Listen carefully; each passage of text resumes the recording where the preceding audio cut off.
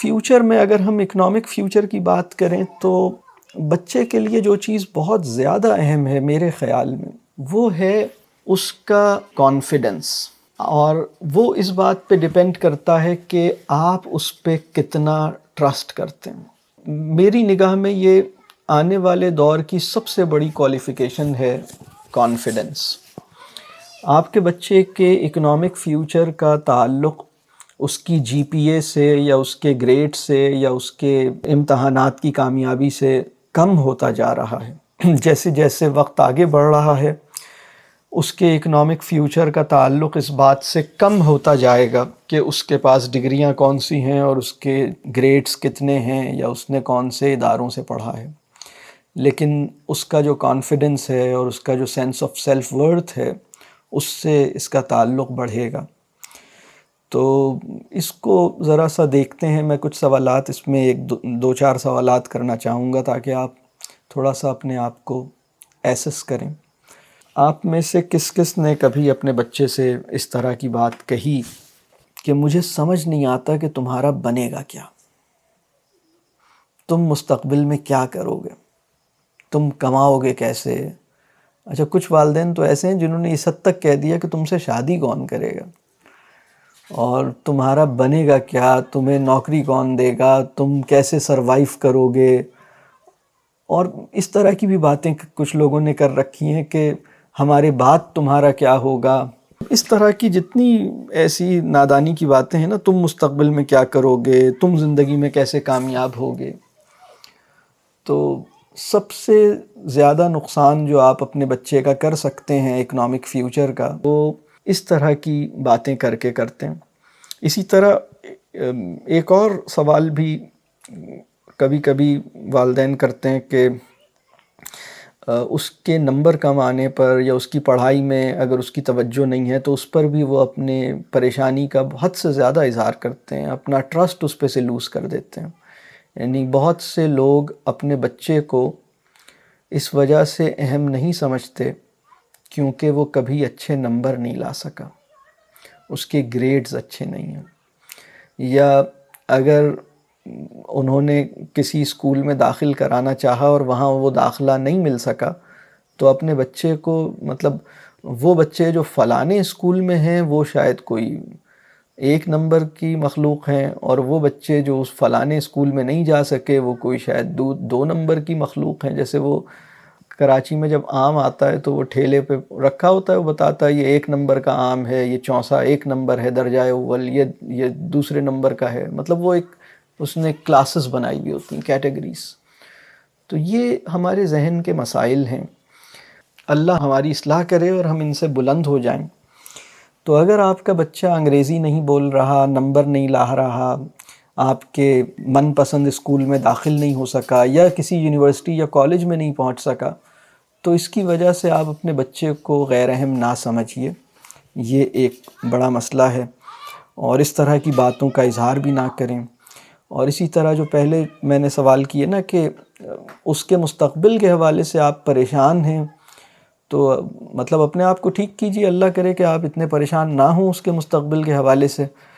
آپ کی اصل پریشانی اپنے مستقبل کی ہونی چاہیے، اس کے مستقبل کا بھلا خود ہی ہو جائے گا، اور اپنے مستقبل میں بھی مطلب آپ کا نہ ختم ہونے والا مستقبل، اس کی پریشانی آپ کو لاحق ہونی چاہیے۔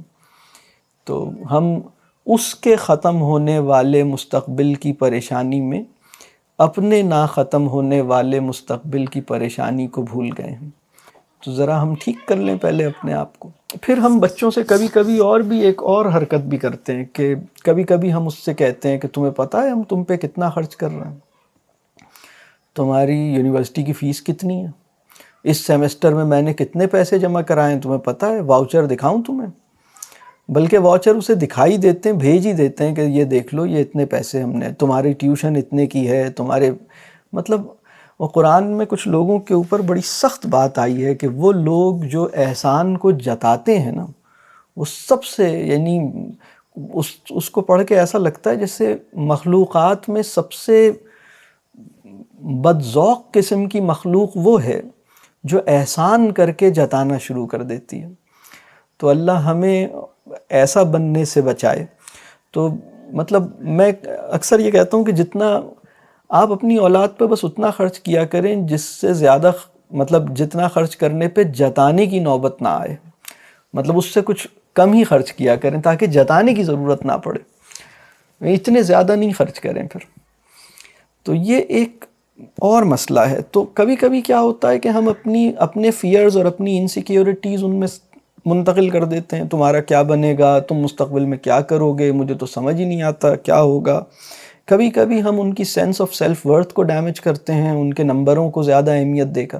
بلکہ میں ایک بات اور بتاؤں، اگر آپ کے بچے کے نمبر بہت اچھے آئے ہیں اور اس کا کسی آپ کے ڈریم اسکول میں یا آپ کی بہت ہی ڈریم انسٹیٹیوشن میں اس کا داخلہ ہو گیا، جو آپ کو بہت آپ کے فیوریٹ انسٹیٹیوشن میں اس کا داخلہ ہو گیا، جہاں آپ کا بھی داخلہ نہیں ہو سکا تھا، وہاں اس نے داخل ہو کے دکھا دیا ہے، آپ تو نہیں لے سکے داخلہ، اس کا داخلہ ہو گیا. فلاں اسکول میں یا فلاں یونیورسٹی میں یا فلاں کالج میں داخلہ ہو گیا، یا اس کے اتنے اچھے نمبر آ گئے یا اتنی اچھی جی پی اے آ گئی. جب اس پر آپ حد سے زیادہ خوش ہوتے ہیں تو بھی اس کی سینس آف سیلف ورتھ کو غلط بنیادوں پہ اسٹیبلش کرنے کی وجہ بنتے ہیں. یعنی آپ کو بتانا چاہیے کہ بیٹا، میری نگاہ میں تمہاری اہمیت اس لیے نہیں ہے کہ تم آئی وی لیگز میں تمہیں اسٹینفورڈ سے کال آ گئی اس وجہ سے میں تمہیں مطلب، یا تمہیں ہارورڈ نے پک کیا ہے، یا تمہیں فلاں جگہ پہ پوری اسکالرشپ ملی ہے اور تمہیں اتنی تمہاری ایکیڈیمک سکسیس ان کی نظر میں اتنی ہے، مطلب بس میں تمہیں مطلب تم میرے بیٹے ہو، تم میری بیٹی ہو، تمہیں الحمدللہ تمہارے اندر جو کوالٹیز ہیں میں اس کی وجہ سے تمہاری قدردانی کرنے کے لیے مجھے ایکسٹرنل اپروول کی محتاجی نہیں ہے. تمہارا معترف ہونے کے لیے، تمہارے اندر انسان ہونے کے شرف کو محسوس کرنے کے لیے مجھے یہ محتاجی نہیں ہے کہ تم نمبر لا کے دکھاؤ. تو یہ اس کو جیسے اپنے عمل سے اسٹیبلش کیجئے، چاہے اس کے نمبر کم ہیں یا زیادہ ہیں، اس کا سینس آف سیلف ورتھ صحیح بنیاد پہ قائم ہونا چاہیے. یعنی نمبر کم آنے کے نتیجے میں sense of self worth damage نہیں ہونا چاہیے، اور نمبر زیادہ آنے کے نتیجے میں سینس آف سیلف ورتھ کی بنیاد غلط نہیں پڑنی چاہیے. یہ بات سمجھ آ رہی ہے جو میں کہہ رہا ہوں؟ تو ٹرسٹ کیجئے اس کے اوپر. بہت سے لوگ اپنے بچے پہ ٹرسٹ نہیں کرتے، بلکہ وہ اس اسکول یا اس کالج پہ ٹرسٹ کرتے ہیں جس میں آپ کے بچے نے داخلہ لے کے دکھایا ہے. تم نے فلانے کالج میں داخلہ لے لیا، سبحان اللہ، اب ہم تم پہ ٹرسٹ کر رہے ہیں، کیونکہ تم مطلب اگر فلانے کالج میں تم چلے گئے ہو تو یقیناً تم کچھ ہوگے جب ہی گئے ہوگے، نہیں تو ہم تمہیں. عجیب سی حرکتیں ہیں، اللہ بس ہمیں صحیح کر دے. چند سوالات بلکہ اور کرتا ہوں آپ سے. آپ کے بچے نے اپنی زندگی سے متعلق کتنے فیصلے اس نے خود کیے ہیں؟ کیا ایسا کوئی فیصلہ ہے جو اپنی زندگی سے متعلق اس نے خود کیا ہو؟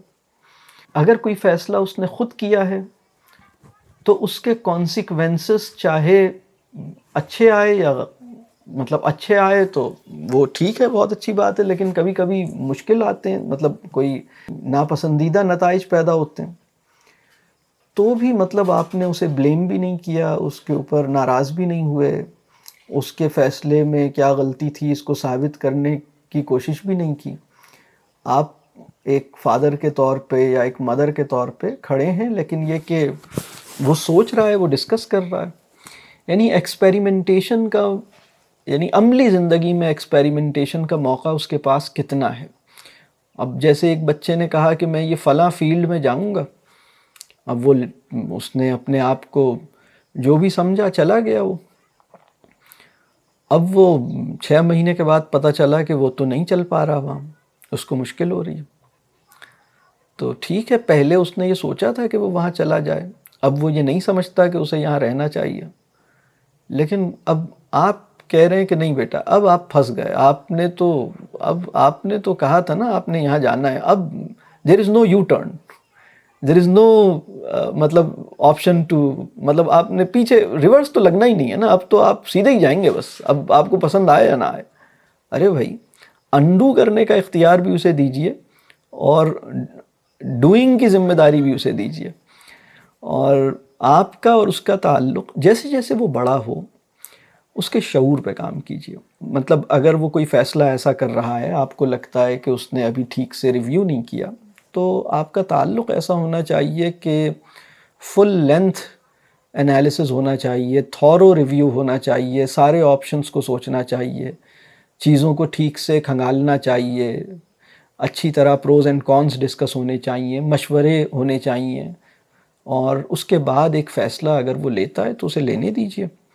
تو تجربے کرنے، فیصلے کرنے کا موقع اس کو اپنی زندگی میں کتنا ملا ہے.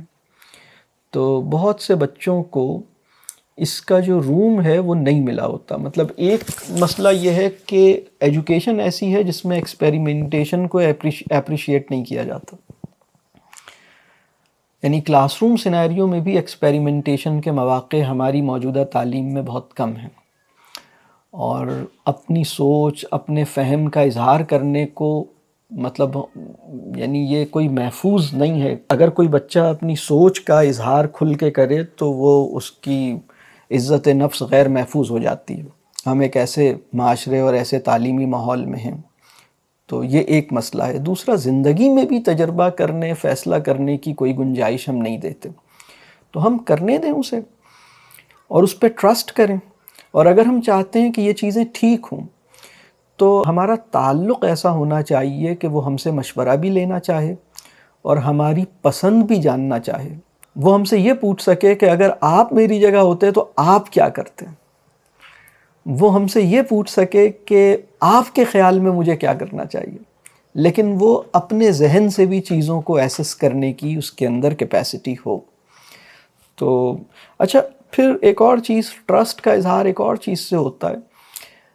وہ یہ ہے کہ آپ اپنی عملی زندگی کے کسی معاملے میں یا کسی مسئلے میں اس سے مشورہ لیں.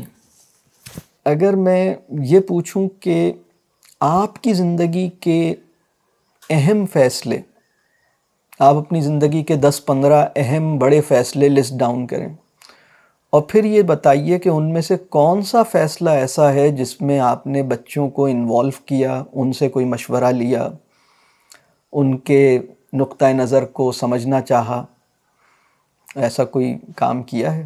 جب ہم کسی سے مشورہ لیتے ہیں نا کسی عملی زندگی کے معاملے میں، تو یہ کنوے ہو جاتا ہے اس بندے کو کہ آئی ٹرسٹ یو، میں تمہیں کچھ سمجھتا ہوں، تم میرے کچھ لگتے ہو، میں تمہاری عقل سمجھ کو تسلیم کرتا ہوں اور تمہیں قریب رکھنا چاہتا ہوں، میں تمہیں اپنے ایڈوائزرز میں کاؤنٹ کرتا ہوں. اس کو بھی یہ خوشی ہوتی ہے کہ اچھا مجھ پہ اتنا ٹرسٹ کرتے ہیں، مجھ سے بھی پوچھا تھا کہ ہمیں کیا کرنا چاہیے. یہ لائف کے بڑے فیصلوں کی بات کر رہا ہوں. مطلب یہ والے فیصلے کی بات نہیں کر رہا کہ ذرا دیکھ کے بتاؤ قطر ایئر ویز سے جاؤں یا ایمریٹ سے جاؤں. یہ فیصلہ اس وقت سارے والدین کروا رہے ہیں، اس لیے کہ اس میں بچت ہے. آپ اپنا ٹائم لگائیں گے تو آپ کا ٹائم جو ہے وہ ویسے ہی مارکیٹ نے سیٹ کیا ہوا ہے آپ کے ٹائم کی ویلیو کہ جناب آپ کا ٹائم 10,000 روپے کا ہے یا جتنے کا بھی ہے، تو بچے کو لگا دو. بچہ لگا کے پھر آپ کو بہت بڑی بچت بتائے گا. وہ بتائے گا سر یہاں سے ایک ڈیل آ رہی ہے. لیکن زندگی کے فیصلوں کی بات کر رہا ہوں آپ سے. کسی بڑے فیصلے میں یہ ایمریٹ سے سفر کروں یا فلائی دبئی سے کروں، یہ کوئی بڑا فیصلہ، لائف کا بڑا فیصلہ نہیں ہے. ٹھیک ہے. تو اب بچے پہ ٹرسٹ کرنے کی بات کی ہے میں نے. اپنی انسیکیورٹیز اور اپنے فیئرز کو آگے منتقل نہ کیجیے. اور پھر میں نے یہ کہی بات کہ تجربے کرنے اور فیصلے کرنے کا اسے موقع دیجیے. اور اگر اس سے کوئی غلط فیصلہ ہوا ہے تو اس میں بھی ہم اوور پروٹیکٹ نہیں کریں. بس وہ جیسے انگریزی میں کہتے ہیں نا، be available at the cross roads. مطلب جیسے آپ بی دیئر، مطلب آپ یعنی موجود ہیں، آپ موجود ہیں. اس کو ضرورت پڑے آپ کو آواز دے سکتا ہے، آپ کو بلا سکتا ہے، آپ کو انوالو کر سکتا ہے. لیکن اگر اس سے کچھ غلطیاں ہوئی ہیں، کچھ حماقتیں ہوئی ہیں، تو تھوڑے سے کانسیکوینسز بیئر کرنے دیں. کوئی پریشانی کی بات نہیں ہے. مطلب لیٹ ہم face the consequences of wrong decisions. لیکن اس کے نتیجے میں آپ اس کو جیسے ٹیز کریں، اس کو لعنت ملامت کریں، اس کو بلیم کریں، اس کو یہ کہیں تم دیکھا تم نے میری بات نہیں مانی، کیسے تم ہو. تو یہ سب حرکتیں نہیں کریں. مطلب ایسا ہی ہوتا ہے، مطلب آدمی کو سمجھ آتی، لیکن ٹھیک ہے انسان ہے، غلطی ہوتی ہے، اس میں کیا ہوا. تو یہ کانفیڈنس دینا بہت اہم ہے۔ اور اسی کانفیڈنس کے اندر ایک اور بات ہے کہ دیکھیے، ہم حالات پر اور دنیا پر یا مارکیٹ پر ہم نہیں پتہ کہ وہ اس کی صورتحال کیا ہوگی، ہم یقین سے نہیں کہہ سکتے، بلکہ انسانی تاریخ میں فیوچر کو فورسی کرنا جتنا مشکل اب ہے، پہلے کبھی بھی نہیں تھا۔